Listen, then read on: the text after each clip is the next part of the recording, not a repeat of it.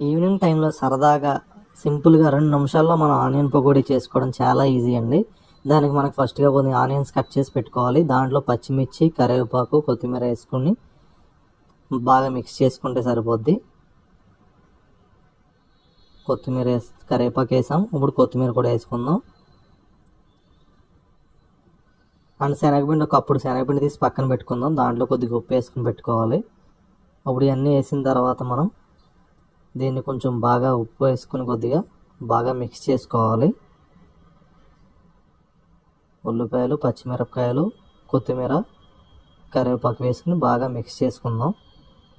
బాగా మిక్స్ చేసిన తర్వాత దీంట్లో పక్కన పెట్టుకున్నటువంటి కప్పుడు శనగపిండి కూడా వేసుకుని అది కూడా కలుపుకుందాం. మనకు ఉప్పు అంతా మిక్స్ అయ్యే వరకు బాగా కలపాలండి ఇది. దీంట్లో ఆ శనగపిండి ఏదైతే ఉందో అది వేసుకుని కొద్దిగా వాటర్ వేసుకుని కలుపుకుంటే సరిపోద్ది. ఇందులో బాగా కలుపుకొని దీంట్లో కొద్దిగా వాటర్ వేసుకుంటే మనకైతే రెడీ అయింది. ఇప్పుడు మనం దీన్ని ఆయిల్లో బాగా ఫ్రై చేసుకోవాలి. ఇప్పుడు ఆయిల్ వేసి బాగా ఫ్రై చేయాలి. జస్ట్ 2 నిమిషాల్లో మీకు ఆనియన్ పకోడీ ఎప్పుడైనా తినాలనుకుంటే చాలా ఈజీగా చేసుకోవచ్చు. ఒక 5 ఐటమ్స్ మాత్రమే పడతాయి. మనకు ఉల్లిపాయలు, శనగపిండి, పచ్చిమిర్చి, కరివేపాకు, కొత్తిమీర మాత్రమే ఉప్పు వేసుకుని కలుపుని మిక్స్ చేసుకుని వేసేసుకోవచ్చు. చాలా సింపుల్గా ఈజీగా అయిపోతుందండి. మీకు స్నాక్ ఏమైనా తినాలనుకున్నప్పుడు ఇటువంటి ఈజీ స్నాక్ అయితే చేసుకోవచ్చు.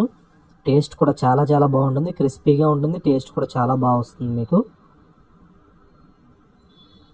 చూసారా, జస్ట్ 2 నిమిషాల్లో మనకైతే ఆనియన్ పకోడీ రెడీ అయిపోయింది. చాలా క్రిస్పీగా కూడా ఉంటుంది.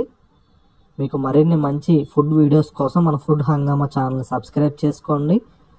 మన రెస్టారెంట్ వీడియోస్ అది చేసినా కూడా మీకు అప్లోడ్ చేస్తుంటాం షార్ట్స్లో. మీరు సబ్స్క్రైబ్ చేసుకోండి, మీకు అన్ని అప్డేట్స్ వస్తాయి. Thank you so much.